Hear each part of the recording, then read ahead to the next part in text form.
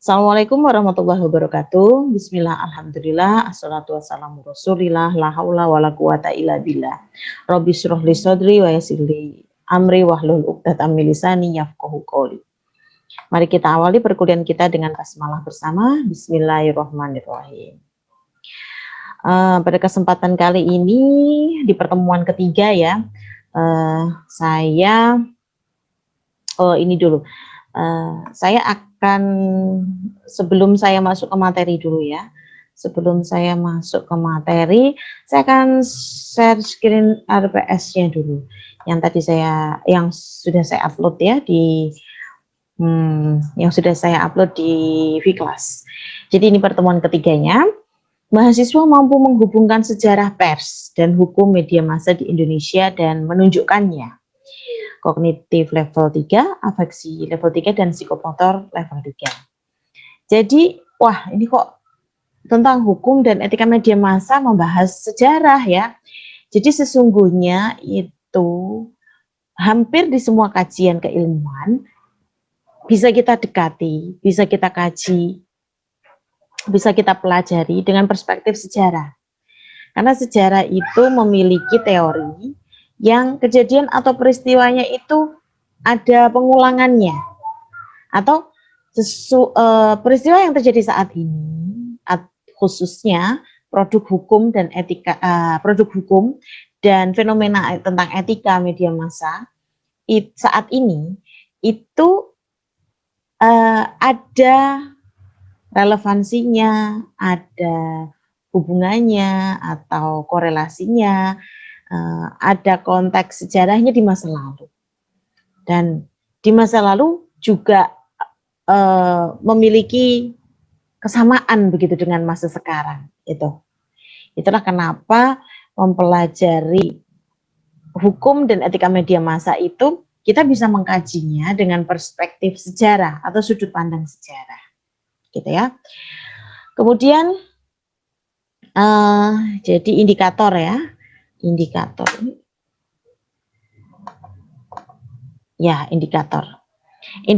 untuk pertemuan ketiga ini adalah ketepatan menghubungkan sejarah pers dan hukum media massa di Indonesia.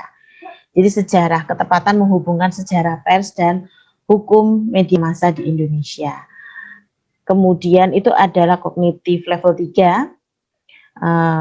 Sedangkan yang indikator yang berikutnya adalah kemampuan menunjukkannya. Kemampuan menunjukkan hubungan tersebut ya, hubungan sejarah pers dan hukum media massa di Indonesia dengan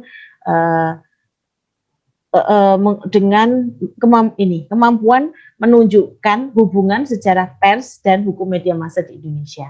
Itu adalah afeksi yang ketiga dan psikomotorik yang ketiga.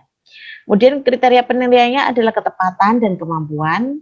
Bentuk penilaiannya observasi, ini sesuai dengan capaian pembelajaran yang pengetahuan 4 ya. Kalau kita lihat di sini capaian pembelajaran lulusan yang pengetahuan 4 ini menguasai pengetahuan dan langkah dalam mengembangkan pemikiran kritis, logis, kreatif, dan seterusnya itu ya. Dan KK11 portofolionya. Jadi portofolio tetap ada nanti. KK11 mampu mengkaji berbagai regulasi yang terkait dengan program komunikasi dan penyiaran Islam. Tapi itu tentu saja capaian umum begitu ya. Yang lebih khusus lagi ada di capaian mata kuliah yang kodenya M12345 itu. Oke, kelas kita ini nanti kuliah dan diskusi kelas. Kenapa diskusi kelas? Jadi meskipun orangnya sedikit, saya ingin dalam satu kelas itu ada diskusi begitu ya.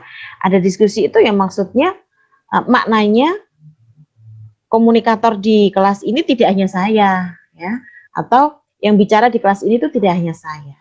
Jadi semua mata kuliah saya di minggu ketiga itu saya terapkan diskusi.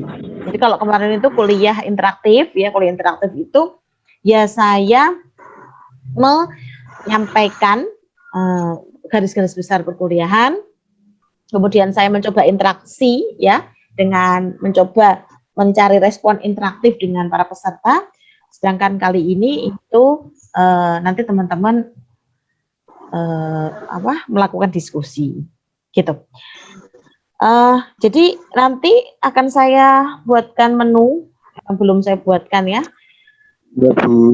menu untuk tugas kelompok dan individu. Kelompok ini ya karena satu kelas hanya bertujuh ya satu kelompok dalam satu kelas. Artinya Ya, Bu. ada proyek yang dilakukan bersama-sama dan dari hasil melakukan bersama-sama itu tiap orang juga melaksanakan atau mengerjakan proyek atau tugas.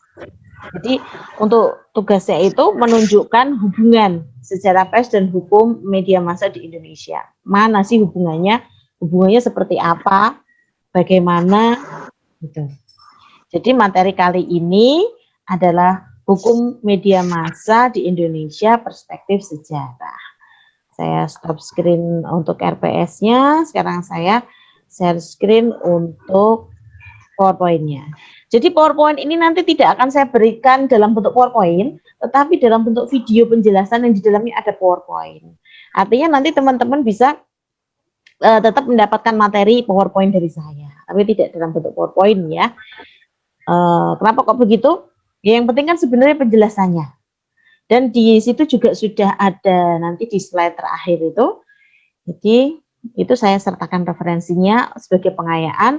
Mungkin dari penjelasan saya kurang tepat atau mungkin dari penjelasan saya juga kurang mendalam, kurang luas, kurang komprehensif, itu teman-teman bisa menggalinya lagi secara mandiri. Itu.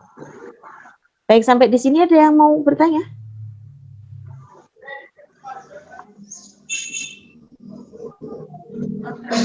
Hukum media massa di Indonesia perspektif sejarah. Kalau tidak ada, kita lanjut ke. Jadi saya akan awali penjelasan saya nanti ya dengan video ini dulu. Kedengaran enggak suaranya? Kedengeran, Bu. Oke. Jadi saya post ya, sebentar saya post. Jadi ini adalah video yang bisa teman-teman akses di YouTube. Saya memberikan ilustrasi video ini karena pertama saya memanfaatkan sumber belajar audiovisual yang ada yang berkaitan dengan mata kuliah, yang sumbernya itu didapatkan bukan dari misalnya penjelasan dosen lain atau tugas mahasiswa lain begitu ya, berkaitan dengan mata kuliah, tapi lebih kepada sumbernya adalah media yang kita sama-sama ketahui sebagai media mainstream atau media besar atau media utama begitu ya. Kayak gini kan, ini videonya dari TV One. Tentunya dalam menayangkan video ini, mereka sudah melalui tahapan penyelidikan, tahapan research yang serius, yang ilmiah dan bisa dipertanggungjawabkan. Sehingga ketika kita menggunakannya sebagai sumber materi perkuliahan, itu sangat bisa dipercaya, gitu kan? Bisa dipercaya lah, kalau sangat bisa itu terlalu baik. Bisa dipercaya dan justru ini bisa memicu semangat kita untuk mengkaji satu hal yang mungkin selama ini kita anggap itu cukup sekedar tahu, padahal itu bisa digali sehingga menjadi satu riset tertentu. Jadi kalau kemarin masih ada yang kayak si Syahril gitu ya, galau mau skripsi apa, coba ini. Jadi setiap pertemuan di mata kuliah ini saya desain untuk memotivasi teman-teman, memberi inspirasi teman-teman sebagai materi riset gitu. Misalnya ini nih, sejarah pers Indonesia. Teman-teman bisa bisa menggunakan materi ini ya, membawanya untuk lebih lokalitas gitu. Misalnya sejarah pers di daerah teman-teman masing-masing. Sejarah pers Kudus misalnya, atau sejarah pers kalau mau lebih luas lagi Jawa Tengah misalnya, kalau memang tertarik dan mampu begitu ya. Nah, ini masih sangat jarang sekali kajian seperti ini. Padahal Bangsa yang besar adalah bangsa yang menghargai sejarahnya. Jas merah, kata Soekarno. Jangan sekali-kali melupakan sejarah. Itu. Dan yang paling penting ini ilmiah gitu. Jadi kalau teman-teman bisa menelusuri, bertanya dengan di sekitar teman-teman itu siapa Pakar. yang misalnya nggak usah terlalu jauh ke pakar deh.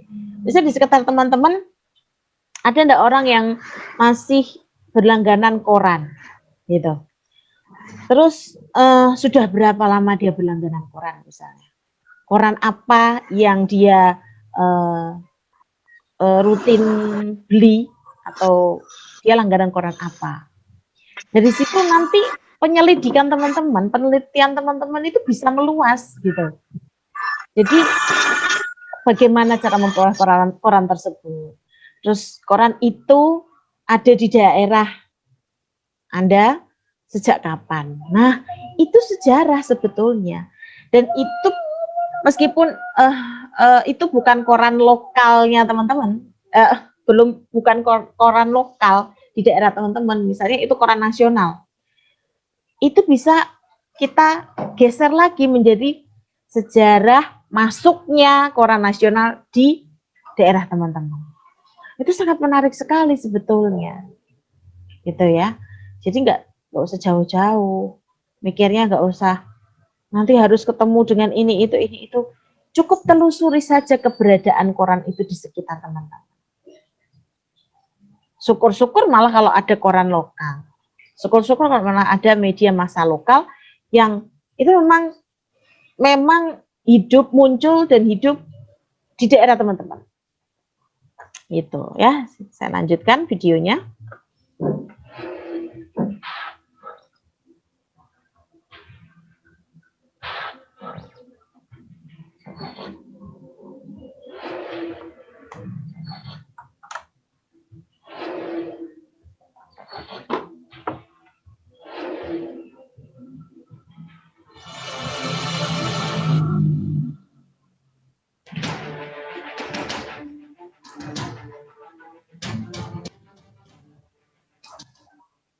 Selama lebih dari 300 tahun, Belanda melumpuhkan berbagai usaha perlawanan para tokoh dan raja di Indonesia.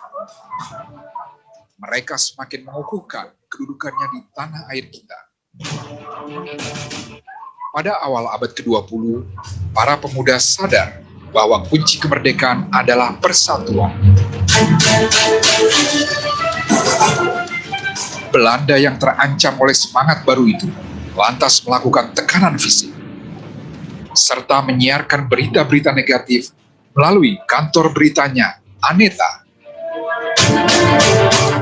Nah, tuh ada sejarah kantor berita Belanda ya. Itu masih konteksnya kolonial dan internasional gitu ya. Kita masih harus mencari hubungannya, masih mencari keterkaitannya dengan konteks lokal keindonesiaan. Tapi sebetulnya dari awal tadi sudah ada sih ya konteks lokal keindonesiaan itu. Aneta berdiri pada tahun 1917, ketika Perang Dunia ke-1 masih berkecamuk. Aneta tumbuh berkat dukungan modal para pengusaha Belanda dan subsidi pemerintah Hindia Belanda, sehingga dengan leluasa memonopoli penyiaran berita di negeri. Beberapa pemuda bertemu dan sepakat bahwa kantor berita milik pemerintah Hindia Belanda ini perlu punya tandingan. Akhirnya, 4 pemuda Indonesia, yakni Adam Malik, Sumanang, Albert Manumpang Sipahutar, dan Pandu Kartawiguna yakin bahwa dengan memiliki kantor berita sendiri, mereka dapat turut berjuang demi cita-cita kemerdekaan. Pers di masa awal abad 20 itu adalah pers perjuangan yang mereka menggelorakan keinginan untuk merdeka begitu ya, yang membuat kemudian akhirnya banyak isi pers pada zaman itu ya sangat membela kepada kemerdekaan atau kemudian juga sangat menjunjung tokoh-tokoh nasionalis seperti itu ya. Tapi tentu saja mereka berhadapan dengan pemerintah kolonial Belanda yang ingin menghalang-halangi tersebar luasnya ide tentang kemerdekaan seperti ini. Oke, saya mau minta responnya. Silakan responnya. Apa yang baru saja Anda dengar, Anda dapatkan? Jin masuk, Bu. Ya, tadi sempat keluar. Enggak, Bu, belum. Oh, belum. Belum sempat keluar. Iya, silakan. Ya.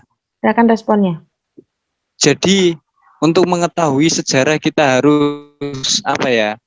Harus menggali dan juga harus bertanya ya, Bu, kepada mungkin bisa dikatakan apa sih? Orang yang mengetahui orang tua gitu loh, Bu. Maksudnya apa sih? Kok bingung. Enggak, maksud saya respon terhadap video ini tadi. Khotib udah mendapatkan apa? Informasi tentang apa dari video ini? Yang berhubungan dengan iya, udah mengetahui, Bu. Tadi ya. ada Malik tadi. Ada Malik kenapa? Apa tadi? Ada Malik beserta teman-temannya merasa di Indonesia ya? ada kenapa? Gimana? Orang yang memperkenalkan PES ya, Bu, di Indonesia. Bisa dibilang seperti itu. Tapi lebih kepada kenapa ada Malik dan teman-temannya itu memperkenalkan pers. Karena merasa harus punya kantor berita, harus punya tandingan kantor berita, Bu. yang menandingi kantor berita Belanda yang melakukan propaganda, ya kan? Kalau kantor beritanya itu hanya satu milik dan dari oleh Belanda, pasti berita-beritanya ya untuk kepentingan Belanda. Ini tidak benar, maka harus ada kantor berita tandingan yang itu tidak hanya untuk kepentingan Belanda saja. Meskipun kepentingan Belanda tetap perlu diakomodir, tapi kepentingan Belanda yang juga menyangkut kepentingan bangsa Indonesia. Nah, kalau nggak diakomodir ya nanti belum berdiri, belum mulai beraksi sudah dilarang, sudah tidak boleh, kan gitu. Iya, Bu. Coba ini nanti didengarkan lagi. Audionya kan sampai ya, jelas ya kayaknya. Iya, Bu, jelas. Nah, mungkin belum fokus saja. Dan tadi juga mungkin belum, yang saya share tadi belum di play ya, belum dibuka ya link YouTube-nya. Nanti bisa diulangi lagi, mendengarkan lagi, disimak lagi, sehingga siapa tahu penjelasan saya juga terampas. Ya, coba didengarkan dengan lebih baik, dan nanti saya minta responnya lagi. 11 Desember 1937. Oh, sorry. Ini saya ulangin sebentar ya. Tapi tentu saja mereka berhadapan dengan pemerintah kolonial Belanda yang ingin menghalang-halangi tersebar luasnya ide tentang kemerdekaan seperti ini. 13 Desember 1937, berdirilah kantor berita pertama milik Indonesia yang diberi nama Antara. Ya, kapan? Tahun berapa? Kantor berita 19 pertama. Antara. Iya, 19 berapa? 73. Oh, ya enggak toh, masuk 73. Wong ini zaman pergerakan melawan penjajah, dan misinya adalah kemerdekaan, kemudian menggunakan paham persatuan. Masuk 73. Tahun berapa? Berapa, Bu? Ya pastinya sebelum kemerdekaan dong. Tinggal dibalik. 1943. 37. Oh, 1937 ya. Aduh. Kok lepas ininya, Masnya. Pada zaman itu 13 Desember 1937, berdirilah kantor berita pertama milik Indonesia yang diberi nama Antara. Bu. Mereka menempati kantor yang terletak di Buitenwegstraat nomor 30, yang sekarang berganti nama menjadi Jalan Pinangsia, Jakarta Pusat. Nah itu kapan-kapan jalan-jalan aja ke sana. Pada tanggal 7 Desember 1941, Jepang mengobarkan Perang Dunia Kedua dengan menyerang armada Pasifik Amerika Serikat di Pearl Harbor. Gerakan ini dilanjutkan dengan aksi militer Kekaisaran Jepang menguasai beberapa negara di Asia. Pada tahun 1942, Jepang masuk ke Indonesia. Saat Jepang datang, pemerintah Belanda lari dan meninggalkan segalanya, termasuk gedung Aneta. Para perintis antara pun segera menempatinya. Namun, Jepang yang sadar akan pentingnya media, mengontrol antara dan menggantinya menjadi domain. Jepang ini tidak mudah. Nah, gimana? Coba. Ini kalau yang berhubungan dengan perang-perangan kan pasti Khotib suka ini, minba-minba ini. Gimana responnya?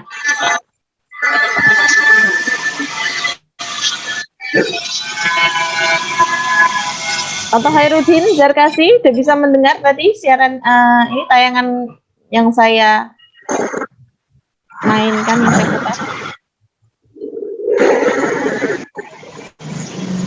Hairudin atau Khotib, silakan. Terus saya minta responnya.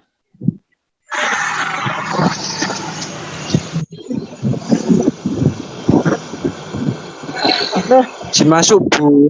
ya, silakan. Mungkin tadi yang sedikit bisa saya terima ya tentang itu ya Bu, tentang pentingnya kantor berita tersebut ya. Karena Jepang berusaha juga untuk menduduki kantor yang dimiliki Indonesia tersebut ya, antara atau apa? Sebetulnya belum sampai ke situ sih, cuman ya bener lah. Jadi gini, masalah menduduki itu tadi kan Jepang menduduki Indonesia. Kemudian Belanda pergi. Pergi itu ya termasuk meninggalkan kantor berita, gedung kantor berita Belanda yang ada di Indonesia. Gedung itu kosong kan kemudian ditempatin oleh ini kan, oleh oleh siapa? Abdul Malik. Indonesia tersebut. Malik. Ya, kantor berita Indonesia. Nah, jadi memang pers itu begitu pentingnya ya di masa penjajahan. Para perintis antara pun segera menempatinya. Namun, Jepang yang sadar akan pentingnya media, mengontrol antara dan menggantinya menjadi domain. Jepang ini tidak lebih dari seorang pemerintah kolonial baru, begitu kan? Yang bahkan mungkin dalam arti tentu kadang-kadang lebih kejam daripada pemerintahan kolonial Belanda, begitu ya. Jadi semua pers yang ada pada zaman itu semuanya dikendalikan oleh Jepang. Kalau bisa dikasih ilustrasi misalnya begini, orang pada waktu itu sudah mulai memiliki pesawat radio, tetapi pesawat radionya itu sedemikian rupa, hanya boleh bisa mendengar gelombang radio yang disiarkan oleh Jepang. Jadi tombol tuningnya itu sampai disegel supaya tidak bisa bergerak ke kiri atau kanan. Aduh, kok ini serba kembali aja terus. Perintis antara radionya itu sedemikian rupa, hanya boleh bisa mendengar gelombang radio yang disiarkan oleh Jepang. Oke. Gimana ini sampai di sini? Khotib. Mau gimana lagi ya, cuman ada dirimu, jadi nanyanya Khotib terus.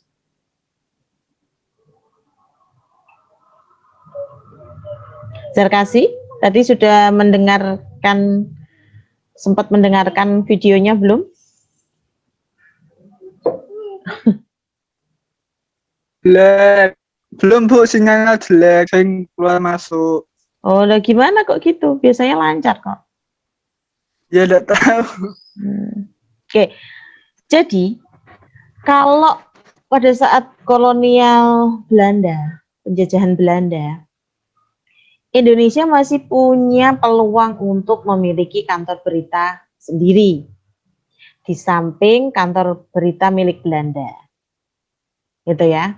Jadi masih ada peluang. Nah, ketika kolonial Jepang, penjajah Jepang datang ke Indonesia, itu kantor berita Indonesia dikuasai oleh Jepang. Jadi Jepang bukannya bikin kantor berita sendiri dan mengizinkan kantor berita Indonesia untuk juga mengudara, tetapi kantor berita Indonesia diganti namanya menjadi tadi, namanya apa? Domain tadi ya. Tuh. Yang baru datang, Ari Maulana, Sahril, silakan disimak videonya ya. Jadi tombol tuningnya itu sampai disegel supaya tidak bisa bergerak ke kiri atau ke kanan. Seperti itu. Dan kalau ada radio yang segelnya itu terbuka, orang itu bisa mendapat hukuman.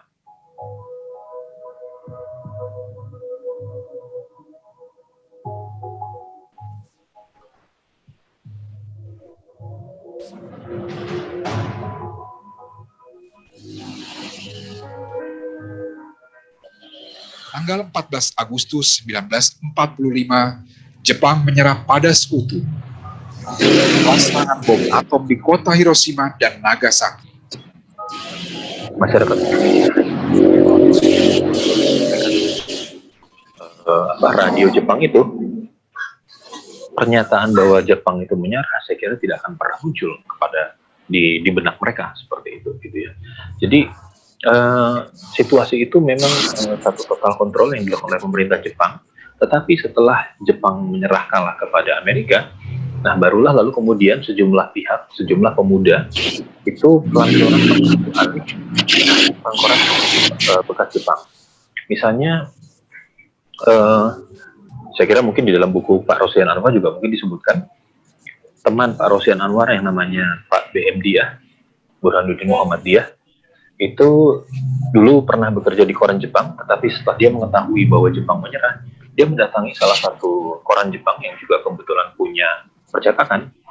Dia mengambil alih, mengatakan bahwa mulai saat ini koran ini saya ambil ya.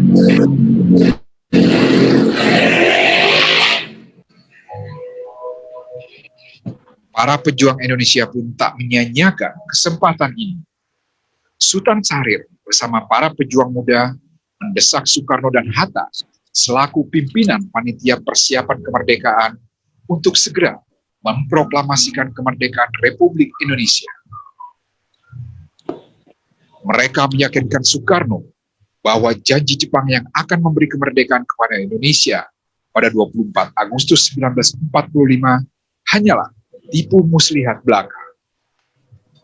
Para pemuda pejuang itu sempat menculik Soekarno beserta istrinya Fatmawati dan anaknya Guntur, serta Hatta ke Rengas Dengklok pada 16 Agustus 1945.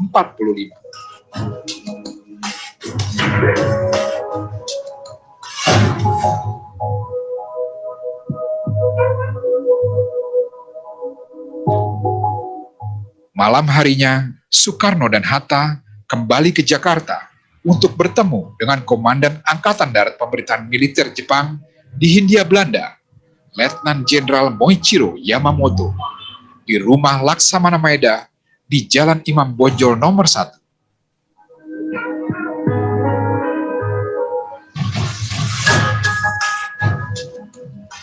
Dari pertemuannya dengan Yamamoto, Soekarno dan Hatta semakin yakin bahwa Jepang telah menyerah kepada tentara sekutu dan tidak berwenang memberi kemerdekaan kepada Indonesia.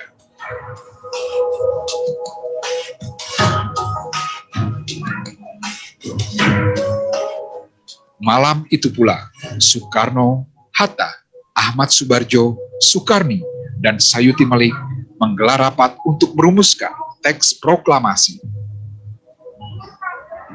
Mendengar kabar soal rencana pengumuman kemerdekaan, beberapa wartawan Indonesia mulai merapat ke rumah Soekarno di Jalan Pegangsaan Timur nomor 56.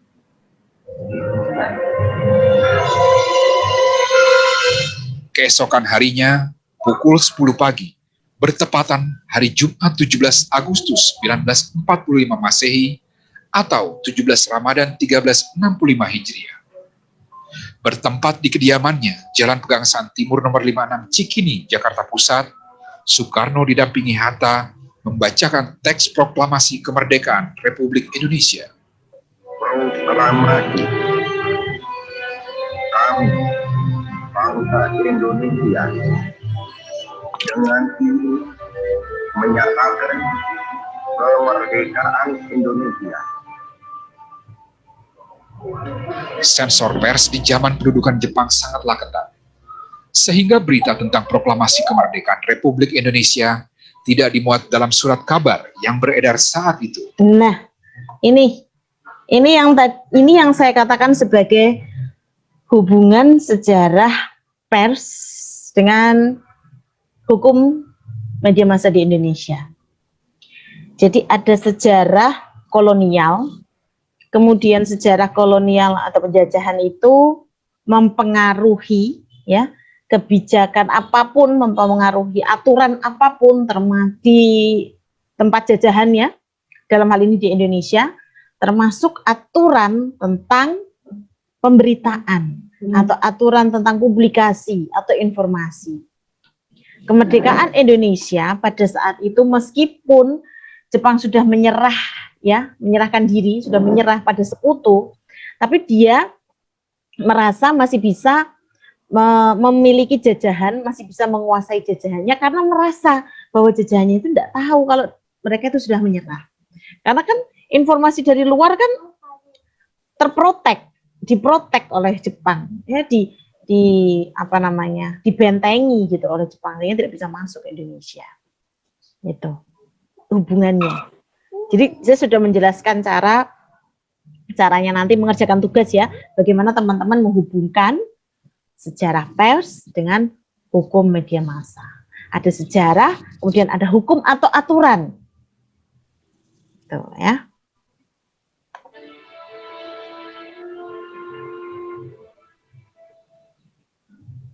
Hari Sabtu, tanggal 18 Agustus 1945, Asia Raya memuat berita dengan judul di halaman depan, pengangkatan Kepala Negara Indonesia, Insinyur Soekarno dan Dr. Andes Muhammad Hatta.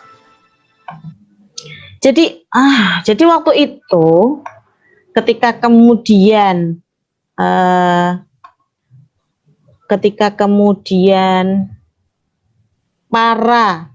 pekerja media atau para pekerja di kantor berita milik Jepang itu tahu tentang kondisi Jepang. Para pekerja media yang berasal dari Indonesia kan, yang merupakan orang Indonesia kan kemudian mengambil alih perusahaan penerbitan atau koran ya Asia Raya. Setelah diambil alih, barulah kemudian bisa mengabarkan atau menerbitkan atau membuat berita tentang kondisi Indonesia. Dalam hal ini adalah pengangkatan kepala negara. Jadi Laksamana Maeda, Jepang masih mengendalikan seluruh media massa yang ada di Insinyur Soekarno dan ini Dr. tadi ya. Andes Muhammad Hatta. Namun bila diperiksa dengan teliti, tidak ada satu kata pun yang menyebutkan tentang proklamasi kemerdekaan Republik Indonesia yang telah diumumkan Soekarno. Hingga bulan September 1945, Jepang masih berkuasa. Bendera Hinomaru masih berkibar di gedung-gedung. Tentara Jepang pun masih bersenjatakan lengkap. Pemerintahan militer Jepang masih mengendalikan seluruh media massa yang ada di Nusantara. Sudah jelas ya kenapa kok seperti itu. Ya bergerak atas inisiatif sendiri. Pada saat itu resminya Alex masih kepala foto di Domeng. Jadi dia masih mengurusi foto-foto kiriman dari Abdul Wahab di Surabaya dan lain-lain. Hans itu sebetulnya dia dikejar-kejar sama Jepang. Jadi Alex setelah memotret liputan itu, negatifnya dia proses di laboratorium di Domeng, ketahuan oleh atasannya itu disita, katanya sih dibakar. Jadi foto itu sudah musnah, tidak ada lagi. Franz ketika tahu bahwa foto-foto kakaknya atau negatif kakaknya disita, dia sembunyikan. Dia sendiri menyembunyikan diri. Negatifnya ini ada beberapa versi. Ada yang mengatakan dia menguburkan di kantornya dia di Asia Raya di daerah Hayam Wuruk sana. Ada versi yang mengatakan dia menguburkannya di rumahnya. Terakhir ada versi lain bahwa negatifnya disembunyikan oleh istri dan mertuanya di rumahnya di Petojo.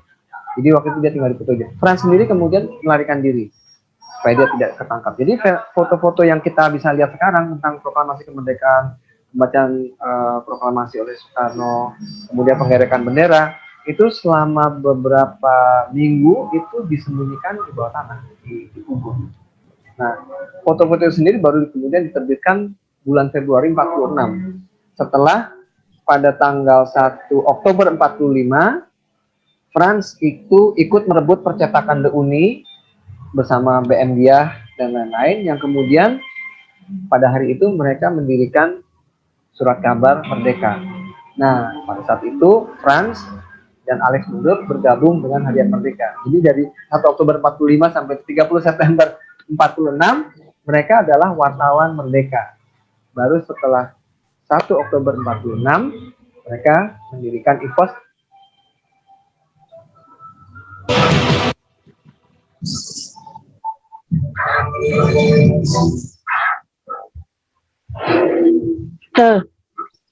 Sudah ya?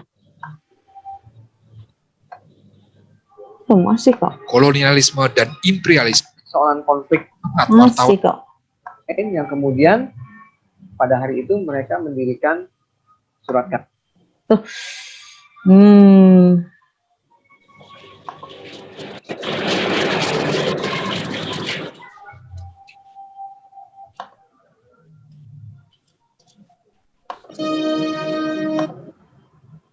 Pada saat itu Franz dan Alex Mundur bergabung dengan Harian Merdeka. Jadi dari 1 Oktober 45 sampai 30 September 46, mereka adalah wartawan merdeka.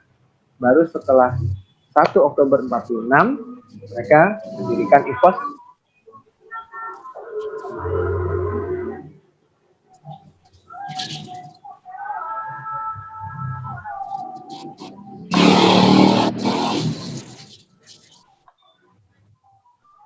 Atas Hotel Yamato, wartawan yang menghadapi pasukan Belanda yang masuk dengan dukungan sekutu.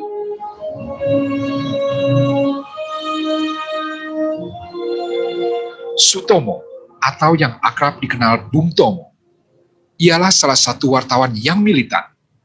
Ia mengobarkan semangat tempur pemuda yang minim pengalaman dan senjata untuk terus berjuang.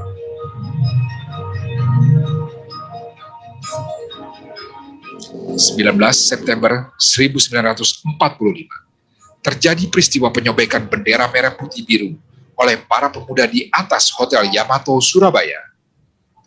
Peristiwa ini diabadikan oleh juru foto Abdul Wahab Saleh.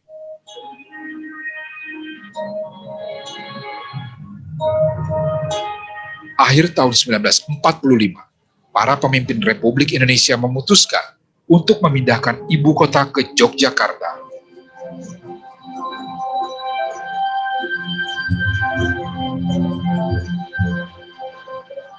Sementara itu, Belanda terus melancarkan agresi militernya. Saat itulah, wartawan juga ikut terjun dalam pertempuran fisik. Kekurangan fasilitas dan perlengkapan tidak mengurangi semangat wartawan gerilya ini untuk menulis laporan. Kertas merang berwarna kuning dipakai sebagai kertas koran, yang penting koran terbit. Pasukan Belanda yang menyerbu kota Yogyakarta saat agresi militer kedua menggerebek kantor Antara dan menyita sebanyak 17 karung dokumen foto, kumpulan berita, dan surat kabar. Barang-barang itu diangkut ke Semarang dan tak pernah kembali lagi. Antara bukan cuma kehilangan lebih dari separuh juru kameranya dalam tempo yang singkat, tetapi juga seluruh koleksi fotonya dari periode 1945 hingga 1949 yang berjumlah ratusan ribu negatif foto. 25.000 foto yang dibuat oleh IPOS dari tahun 45 sampai tahun 49 yang pernah kami temui, itu mungkin cuman sekitar 10% yang pernah diterbitkan. Jadi sangat sedikit sekali foto-foto yang diterbitkan, dan yang karena memang perjuangan kita sebegitu sengitnya ya, dan berdarah-darahnya selama 4,5 tahun itu, ya penggambaran revolusi itu memang ada penggambaran yang sangat mengangkat mengangkat persoalan konfliknya, itu sangat terasa. Padahal kalau kita lihat foto-fotonya IPOS, tiba-tiba kok kita melihat bahwa ada foto-foto keseharian gitu ya, orang nonton antri bioskop, orang bikin film, orang dansa-dansi, uangnya dipakai hasil uangnya dipakai untuk sumbangan, beli pesawat atau beli persenjataan seperti itu.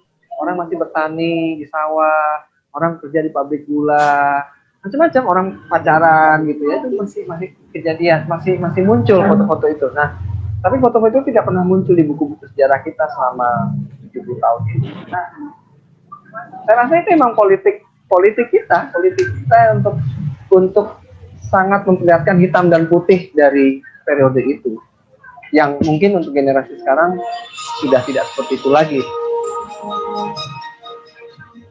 Membela Republik Indonesia terhadap serangan kolonialisme dan imperialisme bukan hanya dilakukan tentara dan rakyat Indonesia, tetapi juga menjadi misi dan tugas wartawan Indonesia. Kira ini juga mau menunjukkan bahwa perjuangan untuk mencapai kemerdekaan, mempertahankan kemerdekaan, bukan semata-mata disumbangkan oleh mereka yang mengangkat senjata, tetapi juga mereka yang mengangkat pena.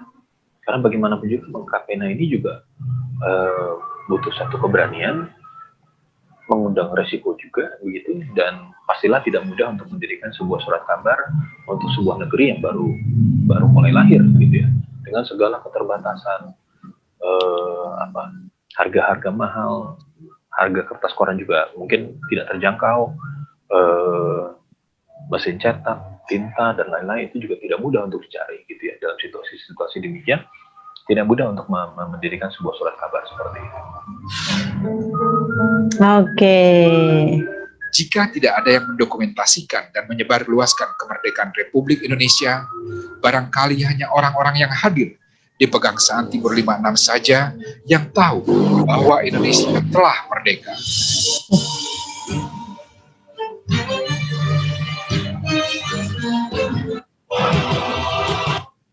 Oke, saya minta responnya selain Azwar Khotib, yang lain, respon yang lain, Syahril sama Ari Maulana yang barusan masuk.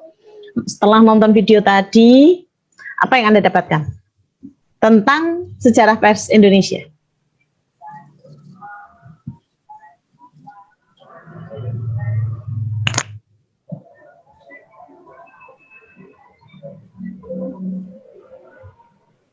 Hello, are you there, Syahril, Ari? Nonton sebagian, Bu. Iya. Ketinggalan ya. Tidak apa-apa. Yang sebagian itu apa yang bagian mana yang ditonton dan responnya bagaimana?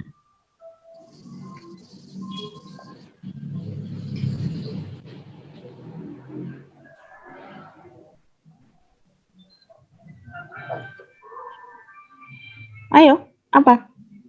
Yang ditonton yang bagian apa?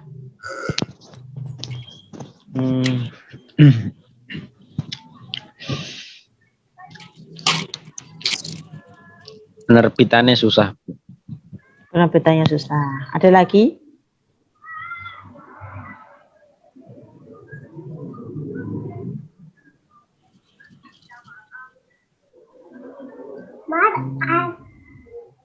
Karena ini nanti akan sangat berkaitan dengan penugasan di minggu ini dan dinamika kelompok. Jadi kelas ini ya setelah di mata kuliah ini kalian harus bisa menunjukkan gitu. Jadi kalau kelompok karena satu kelas isinya hanya bertujuh, satu kelas itu kelompoknya ya satu, ini nanti satu, dibahas bersama-sama, didiskusikan bersama. diketikkan ya, diketik di blognya, kemudian diupload di URL. Kemudian URL-nya diupload ke Vclass.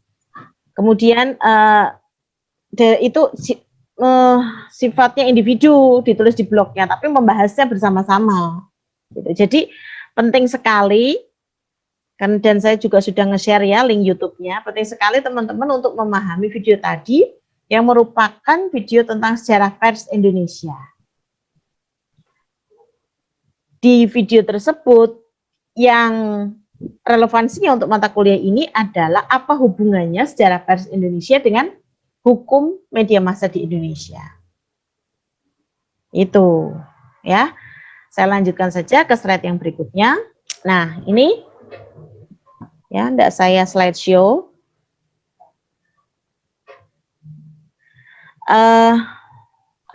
Setelah kita tadi menyaksikan video tentang sejarah pers, sebetulnya ketika kita tarik sekarang ya, kita tarik kemudian di kondisi saat ini. Jadi dalam Undang-Undang Nomor 40 tahun 1999 tentang pers, itu disebutkan bahwa fungsi pers nasional, pers itu adalah lembaga pemberitaan ya, termasuk media massa di dalamnya tentu saja. Jadi fungsi pers nasional dalam Undang-Undang Nomor 40 tahun 1999 tentang pers itu diantaranya yang pertama adalah sebagai media informasi, ya, kemudian media pendidikan, media hiburan, media kontrol sosial, dan sebagai lembaga ekonomi. Sebentar ya, baterai saya kok mau habis ding, udah habis, bukan mau habis lagi. Nah, dari fungsi tersebut kita bisa sama-sama meyakini bahwa jika dilihat dari fungsi tersebut ya, maka posisi media massa ini sesungguhnya adalah merupakan lembaga sosial. Media massa itu adalah lembaga sosial. Yang kita kaji kali ini adalah hukum dan etika media massa ya. Maka media massa ini sebagai lembaga sosial, karena merupakan lembaga sosial, media massa ini berinteraksi juga dengan lembaga lainnya. Dengan lembaga sosial lainnya. Karena itu analognya kayak makhluk sosial ya. Manusia itu adalah makhluk sosial. Kenapa disebut makhluk sosial? Karena manusia berinteraksi dengan manusia yang lain juga. Begitu juga dengan media massa. Media massa ini tidak bisa berdiri sendiri. Media massa juga berinteraksi dengan lembaga lainnya, bukan dengan media lainnya, bukan sekedar dengan media lainnya, tetapi dengan lembaga sosial yang lain. Jadi media massa dan lembaga sosial yang lain atau lembaga yang lain ini saling mempengaruhi dan dipengaruhi. Maka ya, ini yang menjadi latar belakang keberadaan hukum media di negara manapun. Kali ini kita spesifikkan di Indonesia. Jadi hubungan yang saling mempengaruhi antara media sosial dengan lembaga sosial yang lain, ini kemudian memunculkan regulasi. Ya. Keadaan yang saling mempengaruhi ini harus ada aturan lain. Atau regulasi, atau peraturan, aturan, pedoman, hukum. Nah, regulasi yang dimaksud terhadap media massa ini bisa berbentuk peraturan pemerintah. Karena tadi media massa juga berhubungan dengan pemerintah. Maka regulasinya itu bisa dalam bentuk peraturan pemerintah. Bisa juga dalam bentuk keputusan pemerintah. dan undang-undang. Inilah yang kemudian disebut sebagai hukum media massa. Ya, jadi kalau tadi itu adalah latar belakangnya, maka kemudian memunculkan satu produk, yaitu hukum media massa. Hukum media massa itu apa? Apa definisinya? Apa pengertian dari hukum media massa itu? Hukum media massa adalah hukum yang mengatur tentang ketentuan-ketentuan media massa sebagai alat komunikasi massa. Ya, hukum media massa adalah hukum yang mengatur tentang ketentuan-ketentuan media massa sebagai alat komunikasi massa. Sampai di sini ada pertanyaan? Ari? Ada yang mau ditanyakan? Itu secara perkembangan sebelum merdeka atau sesudah tadi? Gimana? Tadi itu secara merdeka atau sesudah merdeka? Indonesia sudah merdeka, kenapa? Filmnya tadi loh Bu. Kenapa? Itu penerangannya apa? Sebelum merdeka apa sesudah merdeka itu tadi? Oh, itu menjelang kemerdekaan. Menjelang kemerdekaan dan setelah pernyataan Indonesia merdeka. Lebih tepatnya adalah awal kemunculan kantor berita di Indonesia. Munculnya sebelum kemerdekaan. Kemudian berperan penting selama proses kemerdekaan. Gimana? Sudah paham? Ya Sudah. belum Bu. Jawaban saya masih belum jelas ya tadi ya? Sudah. Ya, terus belumnya? Belum pahamnya yang mana?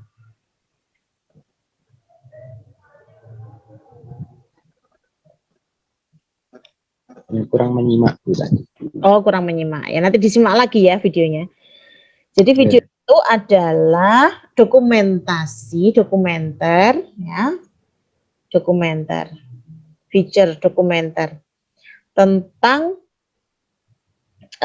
kemunculan kantor berita pertama di Indonesia, ya, sejarah kemunculannya, kemudian regulasi atau aturan atau hukum media massa awal Indonesia, karena kan itu di awal kemerdekaan Indonesia, di awal kelahiran Indonesia. Itu sejarah pers Indonesia dan hukum media massa di Indonesia. Nanti pertanyaannya untuk tugas itu adalah apa hubungannya? Apa hubungannya sejarah pers dengan hukum media massa di Indonesia? Nah, itu yang nanti harus teman-teman jelaskan dengan versi bahasa teman-teman sendiri berdasarkan informasi dari video tadi dan penjelasan saya di penjelasan saya selama perkuliahan ini. Tadi pun juga saya sudah jelaskan sebetulnya, hanya saja tidak ditangkap dengan baik. Nanti mungkin bisa didengarkan lagi video penjelasan ini. Oke. Jadi hukum media massa itu diantaranya meliputi hukum media cetak, tentu saja ya, sesuai dengan bentuk media massa. Tuh ada hukum media cetak. Kemudian ada hukum media penyiaran. Media penyiaran itu identik dengan penyiaran broadcast radio dan televisi. Kemudian ada hukum perfilman. Hukum perfilman tentang sensor perfilman gitu ya, sensor film dan segala hal yang berhubungan dengan perfilman. Kemudian perkembangan tentu saja ada hukum pers ya. Pers ini ya hampir sama dengan hukum media cetak gitu ya. Cuman lebih mengatur kepada profesi jurnalis, kemudian etika gitu ya. Ya lembaga pers juga gitu ya. Tuh. Kemudian perkembangan terkini ada hukum, kita mengenalnya sebagai Undang-Undang Informasi dan Transaksi Elektronik Itu bagian dari hukum media massa. Ada lagi hukum tentang media cyber atau ya termasuk ITE itu ya. Kemudian ada Omnibus Law yang Undang-Undang Cipta Karya ya, yang ada hubungannya juga dengan nanti hukum media massa. Jadi ada banyak sekali produk hukum media massa beserta fenomena yang bisa kita gali, kita kaji, kita pelajari, dan fenomena itu sangat dinamis. Sangat dinamis gitu ya. Nah, ketentuan-ketentuan yang diatur dalam regulasi di media massa itu tentu saja tidak sekedar tentang perusahaannya atau lembaganya begitu ya, dan profesinya, jurnalisnya, orangnya, tetapi juga mengatur tentang masalah isi media, kemudian prosedur penggunaan media. Ada lagi tentang kepemilikan media. Itu. Jadi tadi sudah ada latar belakang hukum media massa di Indonesia, kemudian sudah ada batasan apa sih yang disebut dengan hukum media massa di Indonesia atau definisi ya. Kita sekarang ke tujuan. Jadi hukum media massa itu tentu saja ada, muncul, dibuat, disusun, diproduksi, dan harus ditaati. Ya. Itu ada tujuannya. Hukum media massa mempunyai tujuan, diantaranya yang pertama, untuk mengendalikan media massa, tentu saja. Karena meskipun media itu memiliki kebebasan, yang kita kenal sebagai kebebasan yang dilindungi ya, yang dilindungi dengan regulasi tentang kebebasan berpendapat, tetapi kebebasan ini kalau tidak diatur, bisa tidak bertanggung jawab, bisa kebablasan, jadi harus ada remnya. Maka tujuan hukum media massa ini untuk mengendalikan media massa yang pertama. Nah, dalam konteks ini, peranan hukum media massa merupakan instrumen, alat, ya, alat, instrumen atau kelengkapan begitu ya, kelengkapan untuk membatasi media massa. Membatasi agar tidak melenceng. Jadi bukan membatasi untuk mengekang kebebasannya, tapi membatasi agar tidak melenceng dari keinginan publik sebetulnya, dari keinginan sebagian besar khalayak media massa tersebut. Nah, publik ini bisa jadi di dalamnya adalah pemerintah. Gitu. Nah, kalau hukum media massa ini ditujukan untuk mengendalikan media massa agar tidak melenceng dari keinginan pemerintah, maka pada tujuan ini, ya, pada titik ini, hukum media massa itu disebut sebagai memiliki karakter politik. Karakter politik atau ada unsur kepentingannya. Kemudian, tujuan yang berikutnya dari hukum media massa ini, yang kedua adalah untuk mengatur. Kalau tadi mengendalikan, ya, kalau ini mengatur media massa agar berperilaku wajar sesuai keinginan masyarakat, sehingga tidak merugikan masyarakat. Nah, dalam konteks ini, dalam titik ini ya, dalam tujuan yang mengatur ini, berarti media massa memiliki karakter sosial. Jadi beda ya. Yang pertama tadi mengendalikan, yang kedua tadi mengatur. Itu. Yang mengendalikan, maka dia hukum media massa, produk hukum media massa ini dilihat. Ini siapa yang mengendalikan? Kalau yang mengendalikan pemerintah, kalau yang mengendalikan penguasa atau pemerintah, ya, berarti ini punya muatan politik yang atau memiliki kecenderungan politis yang mendukung pemerintah. Kalau yang mengendalikan hukum media massa ini adalah mayoritas, kelompok sosial mayoritas, maka hukum media massa ini memiliki karakter politik atau kecenderungan keberpihakannya pada kelompok mayoritas. Jadi kalau mengendalikan itu sifatnya politis. Sedangkan tujuan yang kedua mengatur. Kalau mengatur mungkin hampir sama mengendalikan dan mengatur ya, terlihat terlihat hampir sama. Terbacanya hampir sama. Cuman mengendalikan itu kan mengekang ya. Tapi kalau mengatur itu lebih membuka ruang begitu ya untuk bergerak, tapi agar tidak merugikan. Agar geraknya itu mempertimbangkan begitu ya, mempertimbangkan keuntungan masyarakat. Nah, ini disebut sebagai karakter sosial, sebagai hukum media massa yang memiliki karakter sosial. Itu. Kemudian kita ke slide yang berikutnya. Nah, ini periode hukum media massa menurut Wirjawan ya, referensinya juga saya sampaikan di sini, nanti saya tunjukkan di video ini juga. Tadi sudah saya sampaikan, saya tidak memberikan file PowerPoint saya, tapi PowerPoint ini saya berikan dalam bentuk video gitu ya. Sehingga nanti teman-teman lebih memahami. File PowerPoint itu kan kadang nggak paham ya, nggak ini bacanya apa nih, penjelasannya apa kan gitu. Lebih saya berikan video saja. Nanti saya upload di YouTube, kemudian saya share linknya sebagai materi perkuliahan di kelas juga.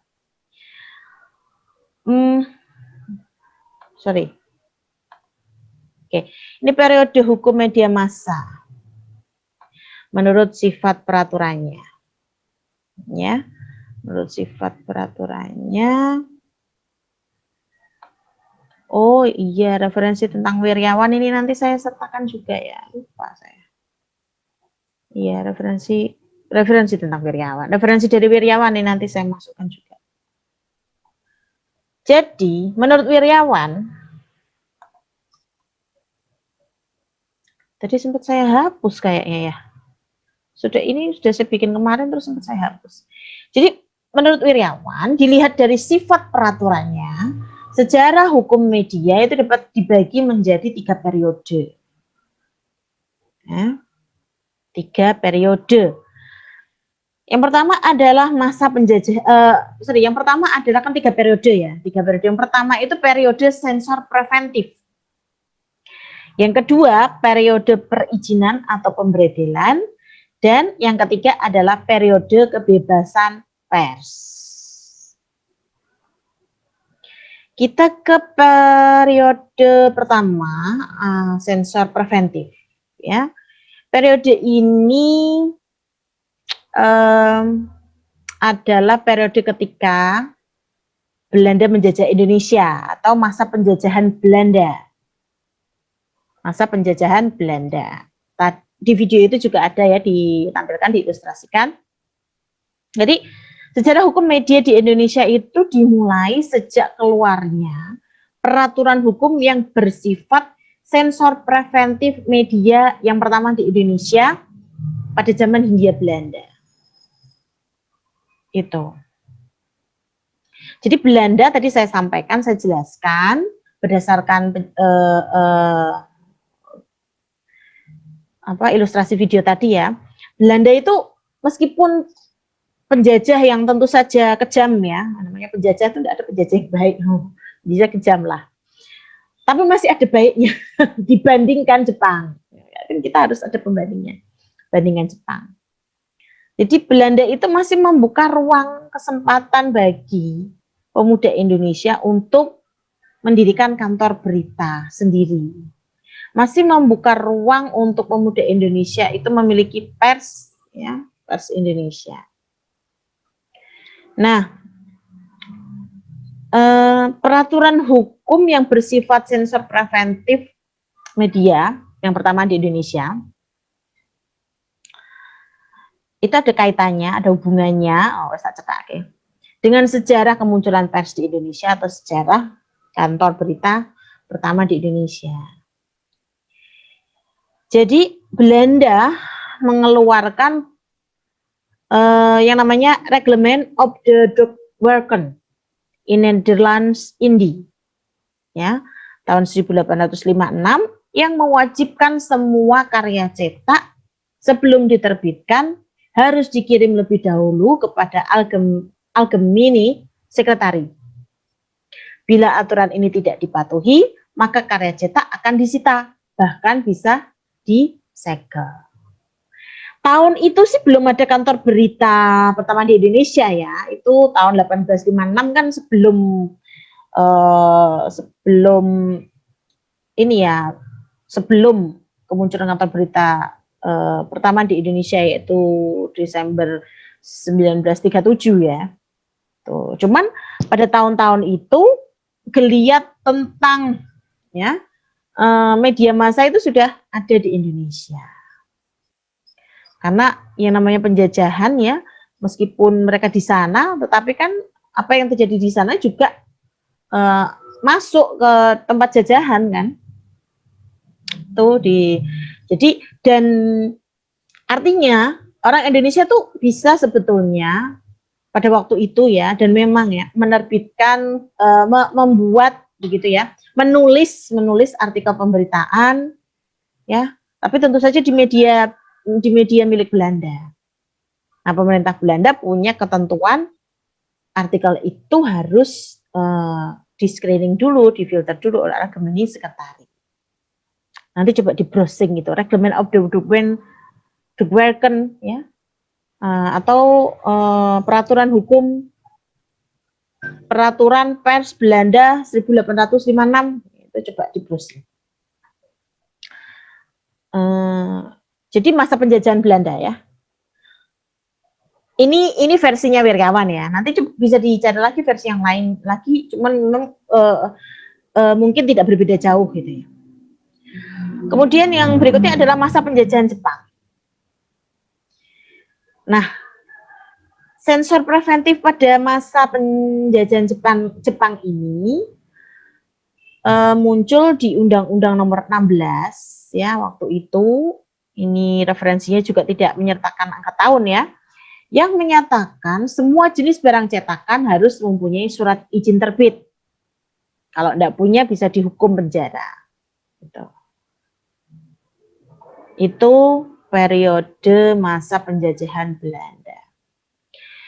Kita beralih ke periode, itu tadi periode sensor preventif ya. Kita beralih ke periode yang kedua, yaitu periode perizinan atau pemberedelan. Pada periode ini, hukum yang berlaku adalah hukum yang mewajibkan media untuk memperoleh izin sebelum menerbitkan media. Jadi sebelum punya media, harus izin dulu. Kalau tadi di masa penjajahan Belanda kan malah tidak boleh punya media kan. Cuman kalau mau kirim artikel, menerbitkan artikel gitu, medianya harus izin. Dan media itu adalah media milik penjajah. Di masa penjajahan Jepang ini 11-12 ya.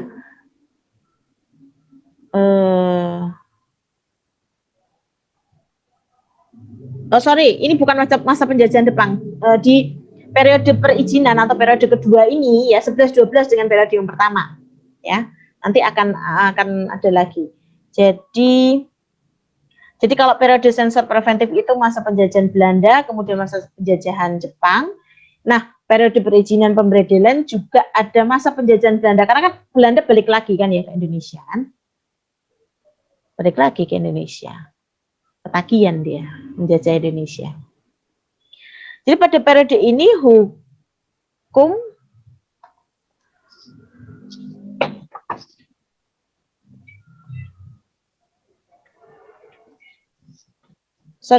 saya tadi menjelaskannya agak miss ya.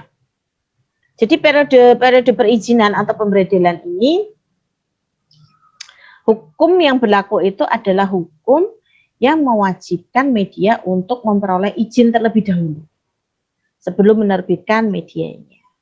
Kalau tidak izin, tentu saja melanggar ketentuan gitu. Sehingga misalnya media itu tetap maksa berdiri, itu media langsung ditutup oleh penjajah ya, oleh penjajah Belanda karena dianggap melanggar ketertiban umum lah, menghina pejabat, menghina negara itu. Itu periode perizinan atau pemberedelan.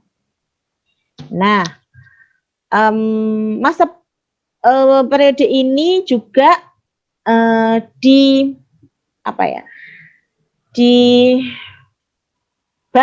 menjadi masa penjajahan Belanda. Sensornya kalau tadi periode pertama adalah sensor preventif, pencegahan, maka ini di periode yang kedua, periode perizinan pemberedelan ini, sensornya adalah sensor represif dengan nama hukum Presbredel Ordonansi. Presbredel Ordonansi. Ini pertama kali diberlakukan pemerintah Hindia Belanda pada tanggal 7 September 1931.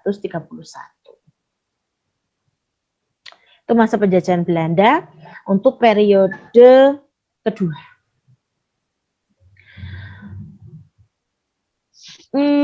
Periode kedua ini selain masa penjajahan Belanda juga selanjutnya adalah ada pada masa demokrasi liberal, tepatnya tahun 1957 sampai 1966. Ya, masa demokrasi liberal. Pada akhir masa demokrasi liberal dan Orde Lama, ya, itu 1957 sampai 1965 lah, atau 66 awal gitu ya. Kepala Staf Angkatan Darat selaku penguasa militer mengeluarkan peraturan KSAD nomor PKM _001 _0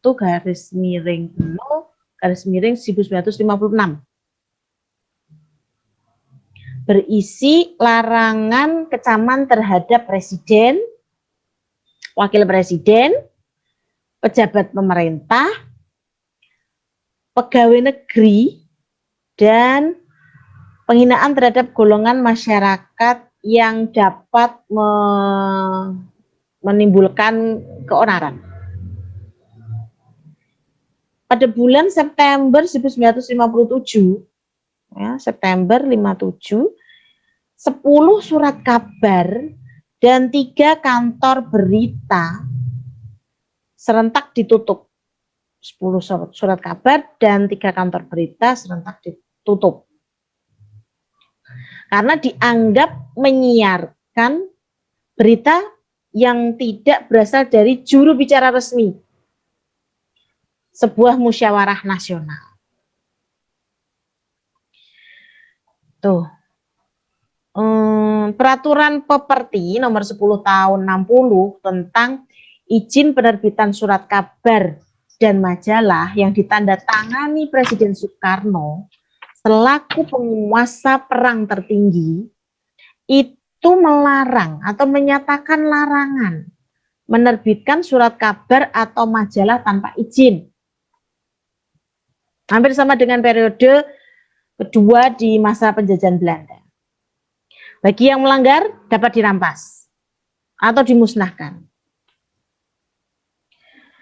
Ketika manifesto politik ya, Manipol menjadi haluan negara yang muncul pada TAP MPR nomor 2 /MPR /1960 tentang penerangan massa merupakan landasan pelaksanaan manipolisasi pers nasional dalam sistem demokrasi terpimpin. Jadi ketika haluan negara itu jadi manipol, muncul TAP MPR nomor 2 /MPR /1960 tentang penerangan massa yang merupakan landasan pelaksanaan manipolisasi pers nasional dalam sistem demokrasi terpimpin. Nah, ketetapan ini atau ketentuan ini mengharuskan setiap perusahaan media massa cetak menjadi alat kepentingan pemerintah. Dan ketentuan mengatur kewajiban untuk memiliki surat izin terbit atau SIT, SIT. Surat izin terbit. Boleh terbit, tapi harus mempublikasikan, menyiarkan, menerbitkan berita yang mendukung pemerintah, yang menguntungkan pemerintah, yang itu memiliki keberpihakan pada kepentingan pemerintah. Itu periode demokrasi liberal. Periode kedua di masa demokrasi liberal. Jadi periode kedua ini ada 3 masa. Masa penjajahan Belanda, demokrasi liberal, dan yang berikutnya adalah masa Orde Baru. Pada masa Orde Baru, sensor represif dimulai dengan terbitnya. Jadi sensor represif meskipun sudah tidak Orde Lama, sudah berganti Orde Baru, masih sensor represif. Yaitu indikasi ini bisa dilihat dari TAP MPR RI nomor 4/MPR/78 yang menggambarkan pergeseran sistem politik Orde Baru yang demokratis ke otoriter, ke sistem yang otoriter. 78. Nah, kemudian ada lagi munculnya Undang-Undang nomor 21 tahun 1982. Undang-undang ini tuh menegaskan TAP MPR tadi sebenarnya. Jadi sifatnya mengekang media massa dengan diharuskannya, kalau tadi itu namanya SIT, surat izin terbit, maka ini namanya berganti menjadi surat izin usaha penerbitan pers atau SIUP, double P, surat izin usaha penerbitan pers. Tapi ya sama sebetulnya kan, intinya cuma ganti nama aja. Nah, penegasan tentang keharusan media itu punya SIUP itu ada di Permenpan nomor 1 tahun 84 ya. Permenpan ini itu adalah peraturan pelaksana dari Undang-Undang nomor 21 tahun 82 tadi yang menegaskan TAP MPR nomor 2 tahun 78, nomor 4 tahun 78. Secara praktis, pers kita selama Orde Baru itu ya merupakan menjadi menjadi tangan kanannya, halusnya tangan kanannya pemerintah, atau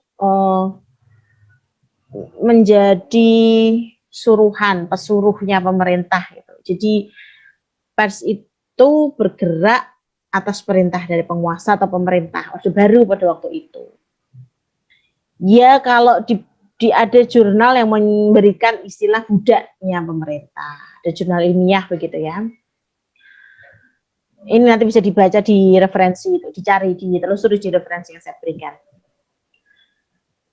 Jadi kemitraan antara media dengan pemerintah itu hanya tumbuh di antara yang setingkat atau selevel.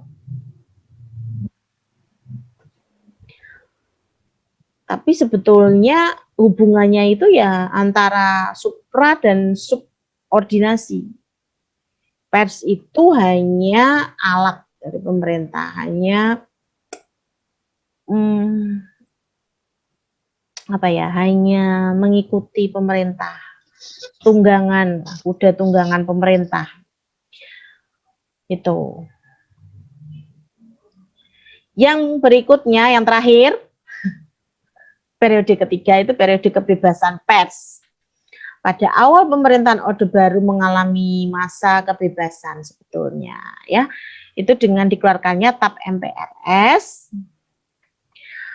TAP MPRS RI nomor 32 ya, garing MPRS garing 1966 tentang pembinaan pers. Di TAP MPRS itu sebetulnya memberi pengakuan bahwa kebebasan bahwa setiap warga negara itu memiliki hak kebebasan untuk mengeluarkan pendapat dan pikiran. Mengeluarkan pendapat dan pikirannya itu melalui pers. Nah, TAP MPRS ini itu menjadi dasar gitu untuk merumuskan undang-undang nomor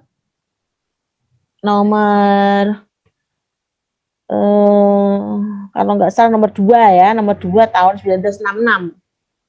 Itu. Nomor 2 atau nomor 2 atau nomor 11 gitu ya. Nanti coba ditelusuri. Yang menyatakan bahwa nomor 2 atau nomor 11 ya tahun 1966 itu yang menyatakan bahwa kebebasan pers Indonesia itu adalah kebebasan untuk menyatakan serta menegakkan kebenaran dan keadilan. Bukan kebebasan dalam arti liberal atau liberalisme. Tapi gara-gara peristiwa Malari, nanti juga di browsingnya, sistem politik Orde Baru yang tadinya demokratis ya, karena menggeser, karena merobohkan Orde Lama gitu kan ya. Tadinya itu demokratis, tapi kemudian bergeser ke sistem otoriter. Dan ini juga berakibat pada hukum media massa. Tuh, ya. Masa yang berikutnya dari periode ini adalah masa reformasi. Ya, masa reformasi. Oh, ini penjelasannya berarti ya masa reformasi ya. Masa reformasi. Jadi Orde Baru itu masih di periode yang kedua ya. Periode ketiga ini adalah masa reformasi. Itu tahun 98 sampai sekarang. Perubahan gambaran politik ya tahun 98 itu kan peta politik Indonesia kan berubah secara drastis ya, perubahannya tajam ya. Tercermin dalam TAP MPR RI nomor 17 ya, TAP MPR RI nomor 17 tahun 98 tentang HAM, hak asasi manusia. Ya. Tentang HAM. Di TAP MPR tersebut ya, itu mengatur tentang jaminan dan perlindungan dalam hal berkomunikasi. Atau itu periodenya Habibie ya.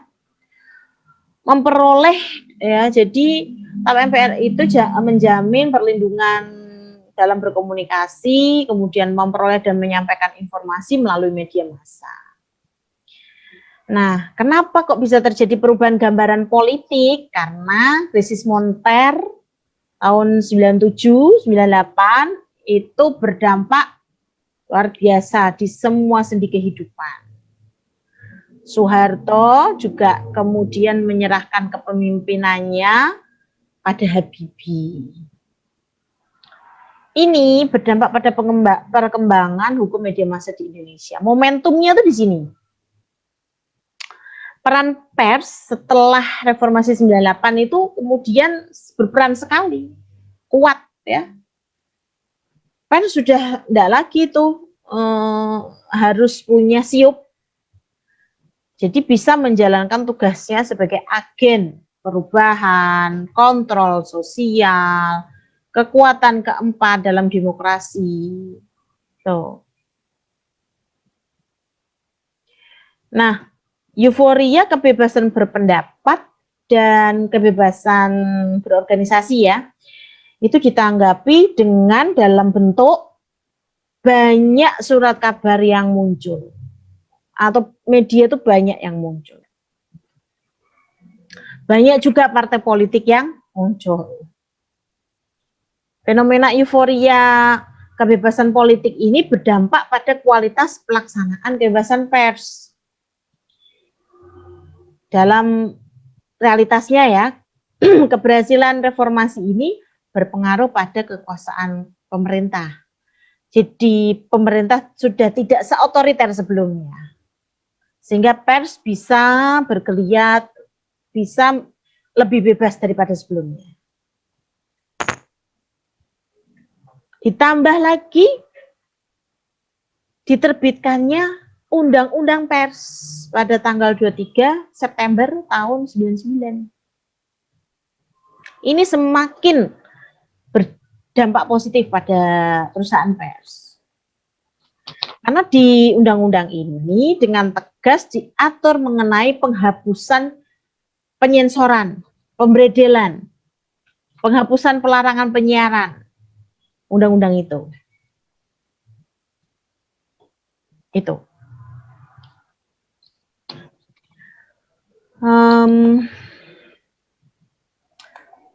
Sebelum kita selesai ya, selesaikan perkuliahan ini, saya mau tambahkan tentang ini kebijakan pers pada masa Orde Baru tadi yang ada surat izin terbit ya, SIT tadi. Tahun 6 itu sebetulnya tahun 68 sampai tahun 74 sih ya. Kalau kita sebut sebagai periode pers Orde Baru itu. SIT adalah surat izin terbit ya, adalah serangkaian kebijakan yang telah diterapkan dari masa pemerintahan Orde Lama ya, untuk mengatur izin terbit bagi pers. SIT tadi.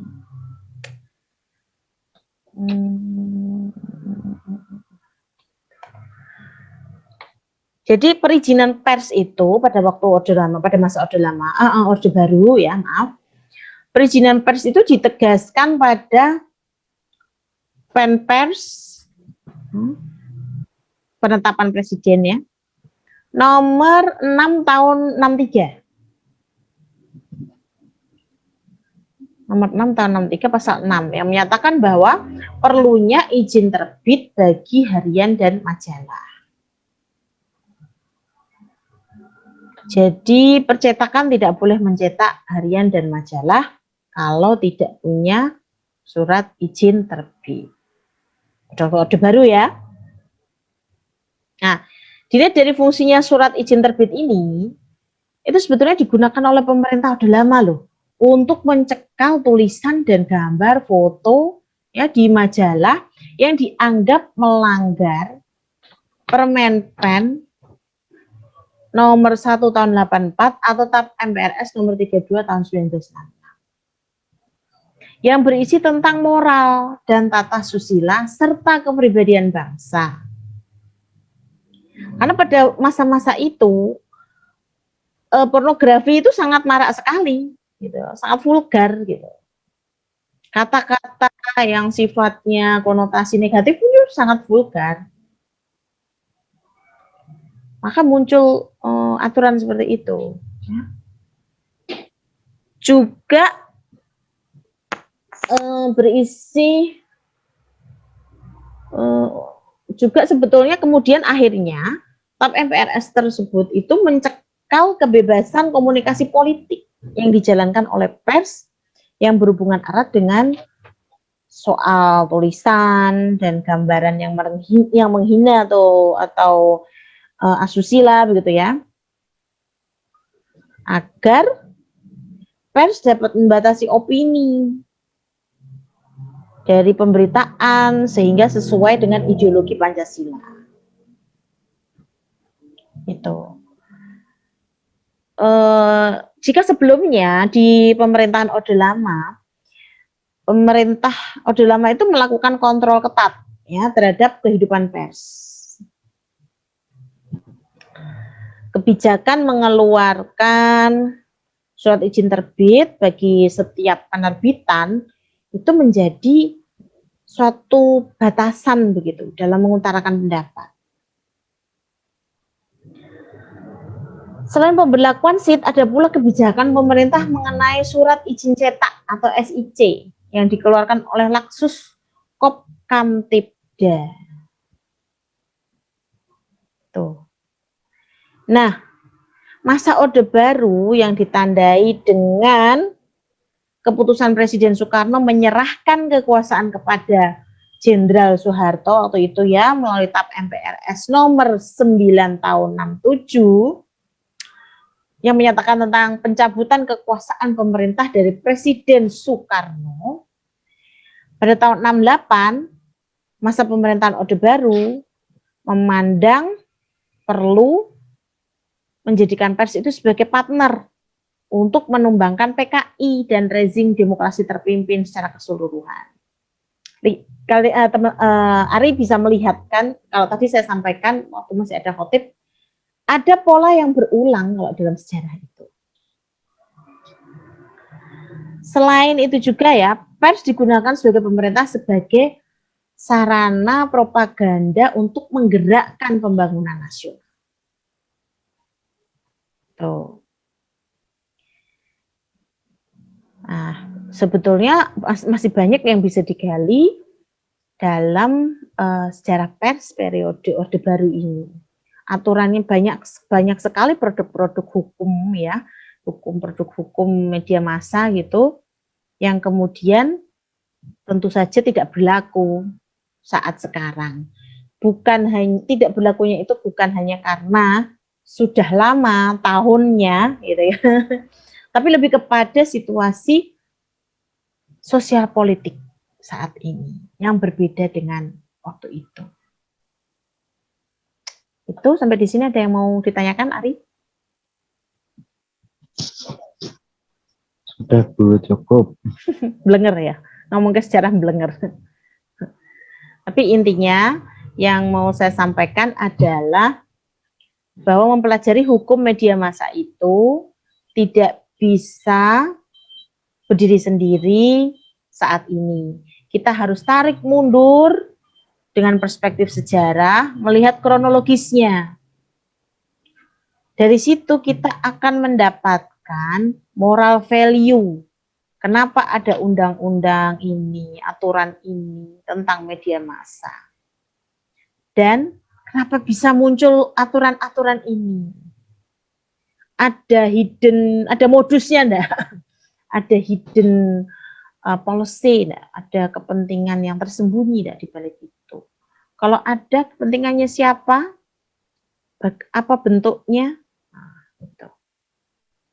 itu ya. Dikerjakan bersama-sama tugasnya.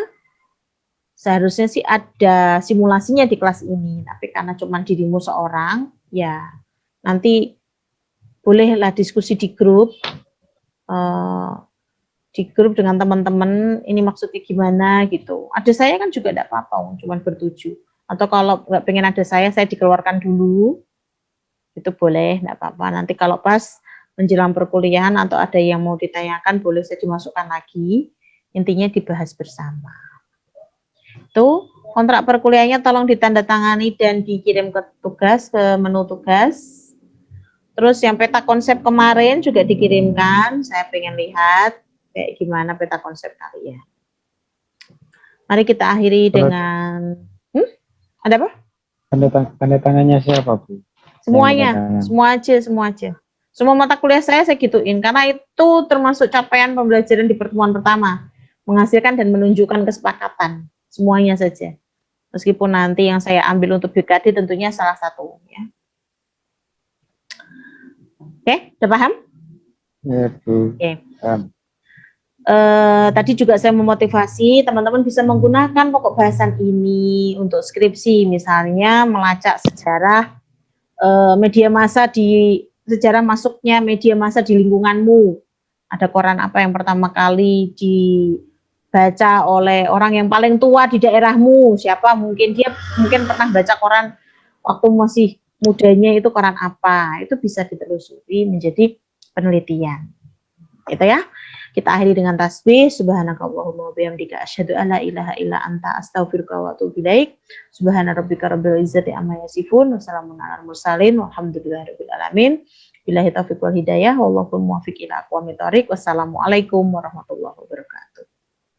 Waalaikumsalam warahmatullahi wabarakatuh.